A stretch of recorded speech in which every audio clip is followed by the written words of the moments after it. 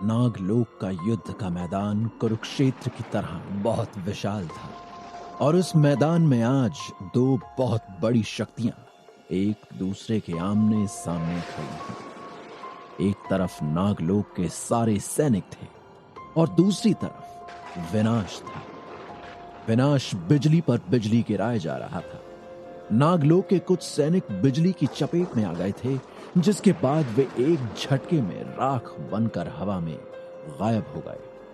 कार्तिक अपनी ऊर्जा के प्रभावों से विनाश का बिजली के बवंडर को रोकने की कोशिश में लगा हुआ था। अब तुम मुझे नहीं रोक सकते कार्तिक। मैं जल्दी ही हर उस चीज को तबाह कर दूंगा जिससे तुम्हारा नाम जुड़ा है, और सबसे अंत में तुम्हें मैं अपने मुर्दों के समूह में शामिल कर लूंगा।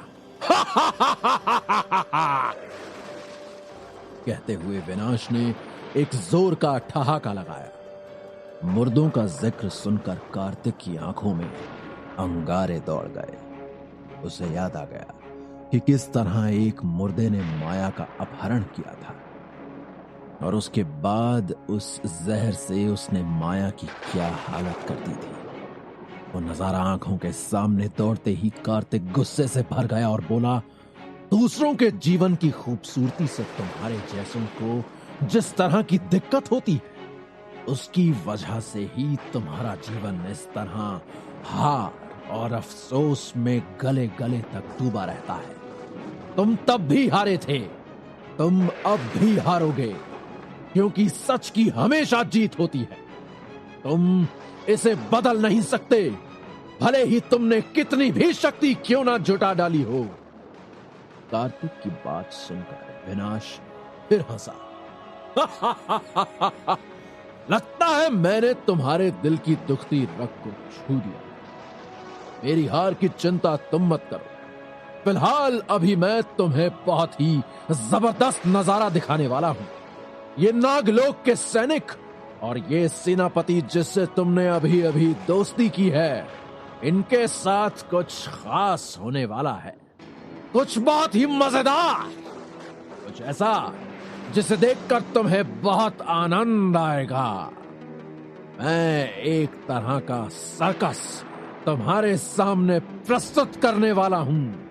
कहकर विनाश कुछ देर को रुका और फिर डरावने अंदाज में कार्तिक की आंखों में देखते हुए बोला, नहीं, मैं तुम्हें अभी मारना नहीं चाहता। मैं चाहता हूं कि तुम जियो, ताकि मैं तुम्हें दिखा सकूं कि मैंने किस तरह से एक नई कला विकसित की है, और उस कला से मैं तुम्हारे दिल की हर दुखती रग को एक सितार की तरह बजा दूंगा, जो मेरे काम का एक बहुत मजेदार हिस्सा है। तो आओ हम खेल शुरू करते हैं। आसमान में काले बादलों पर सवार विनाश ने एक इशारा किया और इसी के साथ आसमान से इधर उधर से हर तरफ बहुत से काले लबादे पहने हुए मुर्दों की एक भीड़ गिरने लगी। ये ठीक वैसे ही मुर्दे थे जिस तरह के मुर्दे ने माया का अपहरण किया था। कार्तिक जानता था कि इन्हें मारा नहीं जा सकता, क्योंकि ये पहले से ही मरे हुए थे। उसके चेहरे पर चिंता की लकीरें आ गईं। भारी मात्रा में मुर्दों की वो सेना तेजी से आगे बढ़ने लगी और टिड्डी दल की तरह उसने मैदान का एक तरफ का सारा हिस्सा समेट लिया। नागलोक के सैनिक अपने अपने त्रिशूलों के साथ तैयार थे। वे भी मुर्दों पर पूरी तरह टूट पड़े और एक ही पल में उन्होंने उनमें से बहुतों के सर धड़ से अलग कर दिए। उनके हाथ पैर इधर उधर कट के छिन्न भिन्न हो गए। सारे मैदान में उनके शरीर के अंगों के टुकड़े डले हुए थे। नागलोक के सैनिक अपने पराक्रम और अपने युद्ध कौशल में सबसे बेहतर थे। उनके हथियार भी सबसे अच्छी ऊर्जा रखते थे। उनके सामने कोई भी मुर्दा ज्यादा देर नहीं टिक सकता था और कोई ना कोई उनके हथियारों की चपेट में आ ही जाता था। लेकिन अफसोस, इस सेना के मामले में इतना भी काफी नहीं था, क्योंकि ये मुर्दों की सेना थी जिन्हें काटना और भालों से छेदना ही काफी नहीं था। उनके सर जब धड़ से अलग होते तो उनके धड़ हथियार लेकर आगे चले जाते और मैदान में पड़ा हुआ कोई भी सर उठाकर अपने सर पर लगा लेते। अगर उनका एक हाथ टूट जाता तो भी उनका दूसरा हाथ वैसे ही लड़ता रहता जैसे वो पहले चल रहा था। अगर नागलोक के किसी सैनिक के बहुत सारे वार से कोई मुर्दा टुकड़े टुकड़े भी हो जाता तो भी उनकी संख्या कम नहीं होती, क्योंकि उनमें से कोई भी मुर्दा जैसे ही अपने अंदर का जहर नागलोक के किसी भी सैनिक के शरीर में प्रविष्ट करा देता था, वैसे ही वो सैनिक जमीन पर पड़ा बिलबिला रहा होता। कुछ ही देर में उसकी भी उन मुर्दों में से एक बनने की प्रक्रिया चालू हो जाती। सेनापति जीवन ने यह स्थिति देखी। वो अपने सैनिकों की ये हालत होते हुए नहीं देख सकता था। उसने तुरंत उन्हें पीछे बुलाने का आदेश दिया। सैनिकों ने अपने सेनापति की ओर आश्चर्य से देखा। वे यकीन नहीं कर पा रहे थे कि उनका सेनापति उन्हें पीछे हटने को कह रहा है, लेकिन सेनापति का आदेश एकदम स्पष्ट था। पीछे हट जाओ। ये लोग साधारण सैनिक नहीं हैं। ये तुमसे लड़ने के लिए नहीं आ रहे हैं। ये तुम्हें संक्रमित करने के लिए आ रहे हैं। पीछे हट जाओ। कार्तिक ने भी सेनापति की हां में हां मिलाते हुए कहा, सैनिकों पीछे हटो और इनके संपर्क में आने से बचते रहो। तुम्हें इनसे लड़ने के लिए ऊर्जा की ढाल की जरूरत होगी और तुम्हें ध्यान रखना होगा कि किसी भी हालत में तुम्हारा शरीर इनसे छूने ना पाए। इन्हें केवल अग्नि में जलाया जा सकता है, इसलिए तुम्हें अग्नि से संबंधित शक्ति के प्रयोग की जरूरत होगी। कार्तिक की बात सुनते ही सेनापति जीवन की आंखों में एक चमक दौड़ गई। उसने अपने अस्त्रों में से एक अस्त्र निकाला और एक विशाल काय बाण मुर्दों की सेना के एक झुंड की तरफ छोड़ा। जैसे ही वो बाण झुंड के बीच गिरा, उसके आसपास आग का एक गोला बन गया और बहुत से मुर्दे उस आग की चपेट में आकर जलते हुए इधर उधर भागने लगे। दूर बादलों के पहाड़ के पीछे से काले लबादे वाली एक आकृति ने ये देखा और कुछ परेशान होकर उसने इधर उधर घूमना शुरू कर दिया। सेनापति जीवन ये देखकर खुश था। ये तरीका तो वाकई उन पर काम करता है। ये बताकर तुमने वास्तव में हमारी मदद की है, उसने कार्तिक से कहा। नागलोक के सैनिकों ने इस बात पर ध्यान दिया और तुरंत अपने अपने आग्नेय अस्त्रों को निकालकर उन पर लगातार हमला करना चालू कर दिया। मैदान में चारों तरफ आग का एक घेरा बन गया था और वो मुर्दे आग की उस आंधी की चपेट में आकर जल रहे थे। कार्तिक की सलाह मानते हुए सैनिकों ने वहां उन मुर्दों की चिताओं का शमशान घाट बना दिया था। नागलोक के और भी सैनिक जगह जगह पर घात लगाकर घेरे बनाए हुए थे। वो भी अब आग के उपयोग पर आ गए और उन्होंने हर तरफ से मुर्दों को घेरने का काम शुरू कर दिया।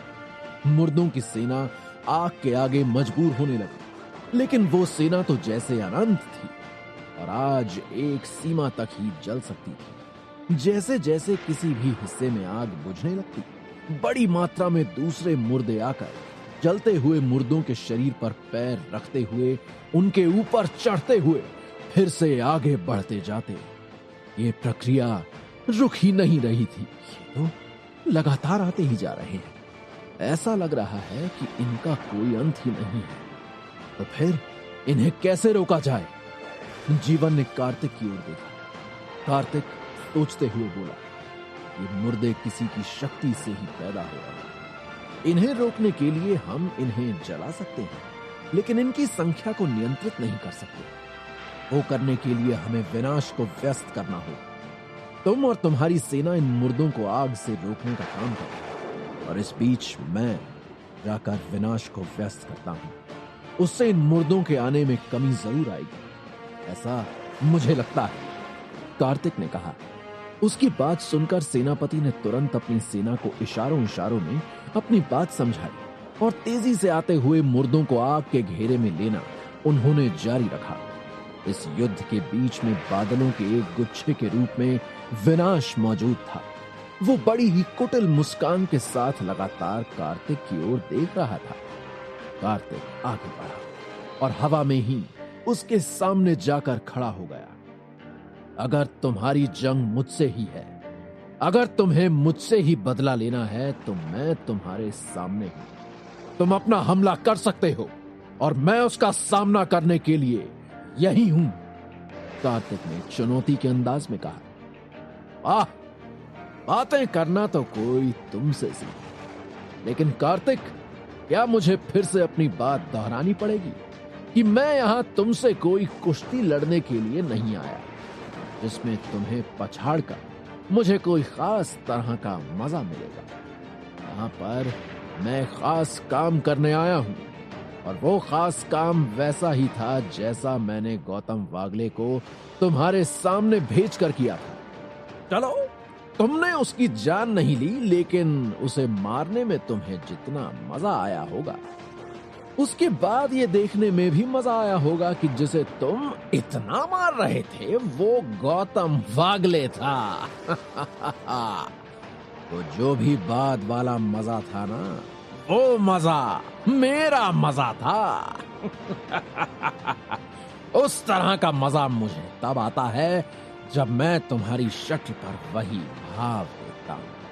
इसलिए मुझसे कुश्ती करके पुरानी तरह बराबरी का मुकाबला करने वाली बातों को एक तरफ रख दो। यहां पर मैं दूसरा खेल खेल रहा हूं, और अगर तुम्हें वो दूसरा खेल समझ नहीं आता तो माफ करना, तुम बहुत ही पिछले जमाने के हो। थोड़ा बेहतर सोचो। विनाश ने बड़ी कुटिलता से कार्तिक को उलझन में डाल दिया। कार्तिक अच्छी तरह समझ रहा था कि विनाश का इशारा किस तरफ है।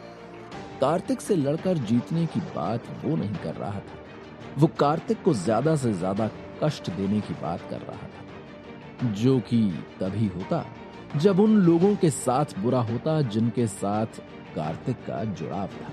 ये एक सीधे युद्ध से भी ज्यादा खतरनाक बात थी। इसका मतलब था कि कार्तिक को विनाश से युद्ध करना था, और वो सिर्फ उन दोनों के बीच का युद्ध नहीं था, बल्कि वो प्यार का युद्ध था। कार्तिक को हर उस चीज को बचाना था जिससे वो प्यार करता था, और विनाश हर उस चीज को बर्बाद कर देना चाहता था जो कार्तिक के दिल के करीब थी। कार्तिक को सोचता हुआ देखकर विनाश बहुत ही कुटिलता और क्रूरता से मुस्कुराया। अब शायद तुम सही जा रहे हो। तुम्हारे दिमाग में जो आकृतियां बन रही हैं, वही मेरा उद्देश्य है।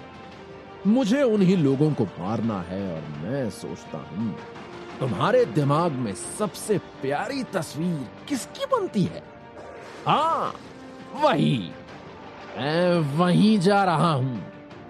मैं यहां पर तबाही मचाने के बाद उसी तरफ जाऊंगा और उसको बर्बाद करूंगा, जिसकी बर्बादी में मुझे तुम्हारी शक्ल पर सबसे प्यारे भाव देखने को मिलेंगे। वो भाव देखना ही मेरा उद्देश्य है, और उसी के लिए ये जंग हो रही है। इसलिए जो कर सकते हो कर लो, क्योंकि विनाश तुम्हारे सामने है, और अब वो विनाश नहीं, वो महाविनाश है। कार्तिक अच्छी तरह समझ रहा था कि विनाश का इशारा किस ओर है। वो अपने दिल में झांक कर साफ देख सकता था कि वहां किसका चेहरा है। क्या बचा सकेगा कार्तिक अपने प्यार को महाविनाश की आंधी से? आगे का हाल जानने के लिए सुनते रहिए पॉकेट एफएम पर कैप्टन कार्तिक की कहानी का अगला भाग।